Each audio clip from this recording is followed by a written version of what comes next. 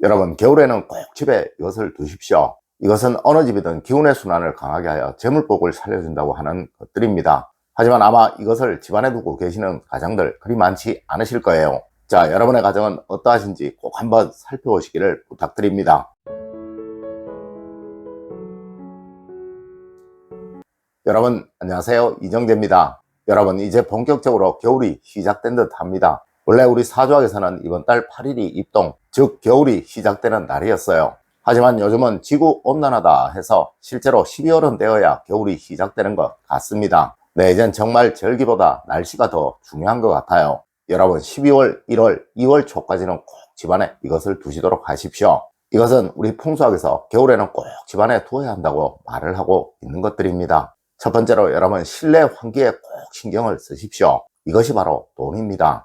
아마 여러분들은 틀림없이 겨울이 되면서 창문들을 꼭꼭 닫아두고 계실 거예요. 네, 절대 연료고를 잘 하지 않으실 것입니다. 여러분, 겨울이든 여름이든 집 안으로 복이 들어오는 거의 유일한 통로가 바로 창문입니다. 네, 요즘은 현관문을 열어두는 경우가 거의 없으니까요. 하여 겨울이 되면 집안에 나쁜 기운들이 잘 밖으로 나가지를 못하게 되고, 이로 인해 풍수에서는 기회순환이 가장 안 되는 때이며 또 운의 변화가 거의 정지가 되는 계절이 겨울이라고 말을 하고 있습니다. 여러분, 하루에 2번은 꼭 환기를 하십시오. 이는 집안에 있는 모든 생명의 기운에게 생기를 주는 것이고 또 집안에 기회 변화를 만드는 거의 유일한 방법이에요. 네, 일정한 시간을 정하셔서 10분 정도만 환기를 시키시도록 하십시오.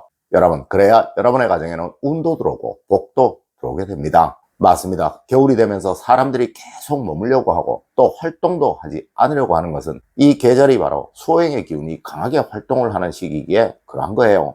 여러분, 이 소행에게는 화오행, 즉 활동과 행동, 변화가 바로 돈이며 재복입니다. 하여 겨울에 집안에 환기를 잘 시켜주는 가정은 재복이 살아난다고 말을 하는 것이며 또 환기를 잘 시키지 않는 가정에는 집안에 재복이 살아나지 않는다고 말을 하는 것입니다. 두 번째로 여러분, 풍수에서는 화장실이 추우면 집안에 재복이 사라진다고 말을 하고 있습니다. 여러분, 우리 조상님들은 화장실이 추우면 가난해진다고 하여 화장실을 북쪽에 두는 것을 극도로 꺼리셨습니다. 하여 과거 고택들을 찾아가 보면 화장실이 북쪽에 있는 경우가 절대로 없는 거예요. 물론 현대는 거의가 실내형 주택 구조이라 이 동서남북이 사실 큰 의미가 없습니다. 하지만 여러분, 풍수의 의미는 변화가 없다는 것이죠. 맞습니다. 겨울에 화장실이 추우면 집안이 가난해진다는 것을 말하는 거예요.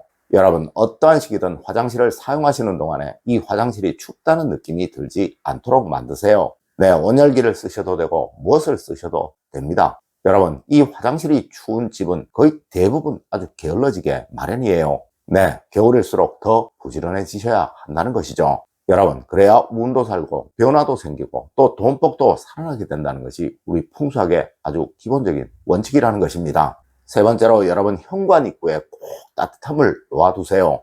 여러분, 어떤 시기든 현관 입구를 들어오시면서 밝다, 포근하다는 느낌이 들도록 만드십시오. 물론 이는 겨울이라서 더욱 그러한 거예요. 네, 현관에서 움츠러든다는 느낌이 생기게 되면 절대 번영을 얻을 수 없다는 것이 심리학이든 풍수학이든 서양의 성공학이든 항상 공통적으로 하는 이야기예요. 여러분, 하여 현관이 넓으면 부자가 된다라는 말도 있는 것이겠죠. 네, 이를 위해서 가장 좋은 것이 바로 현관 입구에 발매트를 하나 두시는 것입니다. 혹시 이것이 어려우시다면 현관 입구에 넓은 수건을 하나 깔아 두시는 것도 좋은 방법입니다. 그리고 여러분, 정말 중요한 것, 절대 겨울에는 현관에서 거실로 들어오는 복도에 무엇이든 두지 마세요. 특히 허리 아래에는 그 무엇도 두지 않으셔야 합니다. 여러분, 집안에 기의 흐름이 거의 없는 계절이 바로 겨울이에요. 이것은 항상 허리 아래에 무엇인가 좋지 않은 기운들이 쌓이고 모인다는 것을 의미하는 것이고 또 여러분의 집에 좋은 기운은 늘 허리 아래에서 상승하여 위로 올라가게 된다는 것을 고려할 때 집안에 항상 좋지 않은 기운들만 흘러다니게 된다는 것을 의미하게 되는 것입니다.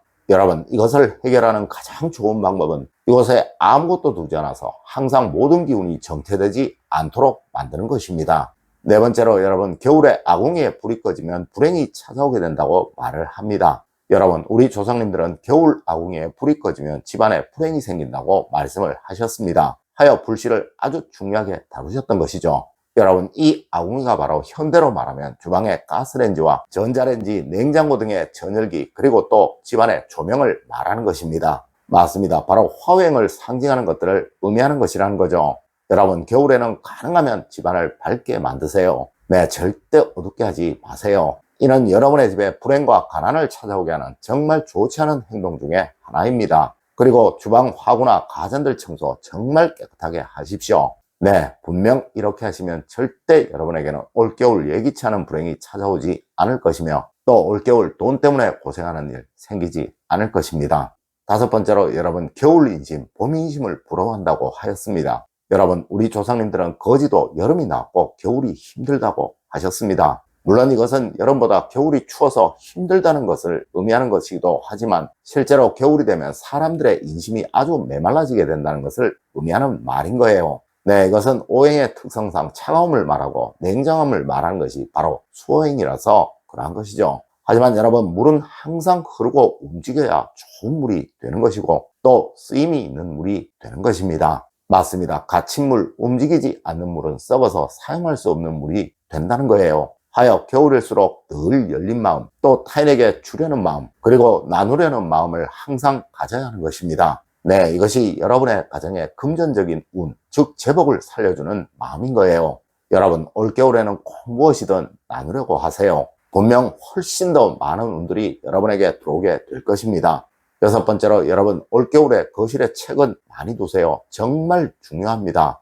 여러분, 올해는 음기가 아주 강한 해입니다. 특히 겨울에는 냉정함이 더욱 강해지게 되고, 또 차가움이 더욱 강해지게 되는 시기이라 음기는 더욱 강해지게 된다는 것이죠. 하여 이 음기를 상쇄시킬 수 있는 뭔가가 있어야 하는데, 이것이 바로 책인 것입니다. 네, 거실에 꼭 책을 한두 권 두시고 틈나시는 대로 읽으세요. 네, 이것이 여러분의 기운을 중화시켜 절대 올겨울 불행이 생기지 않도록 만들어 줄 것입니다. 일곱 번째로, 여러분, 겨울에 옷장이 차가우면 불행이 찾아온다고 말을 하였습니다. 여러분, 옷장은 무조건 밝고 포근해야 하는 것이에요. 하지만 대부분의 가정에서 이 옷장이 정돈이 안 된 채로 있는 경우가 참 많을 것입니다. 여러분, 겨울 멋쟁이라는 말이 있는 것은 겨울에는 옷이 정말 중요하다는 의미일 것입니다. 네, 옷장에 절대 구겨진 옷들, 널브러진 옷들, 그리고 세탁이 되지 않아서 냄새가 나는 옷들이 있지 않도록 만드십시오. 맞습니다. 이것이 전부 여러분의 가정의 돈이라고 생각을 하시고 꼭 정갈하게 정리를 해두세요. 분명 이렇게 하시면 여러분은 올겨울 큰 재복을 얻게 되실 것입니다. 여러분, 풍수에서 옷보다 더 재물복이다 라고 말을 하는 것은 거의 없습니다. 여러분, 오늘은 올겨울에 꼭 하셔야 할 것에 관해서 이야기를 해드렸습니다. 물론 이것 말고도 집안에서 하셔야 할 일들 참 많으시겠지만 특히 이것은 꼭 하십시오. 여러분, 그래야 운과 복이 올겨울 여러분의 가정에 넘쳐나고 또 번영이 찾아오게 될 것입니다. 여러분, 오늘 제가 알려드린 이야기 꼭 명심하시길 부탁드리며 오늘의 이야기를 마치도록 하겠습니다. 늘 올바른 학문과 올바른 지식을 여러분들께 전하도록 노력하겠습니다. 여러분, 긴 시간 감사드립니다. 감사합니다.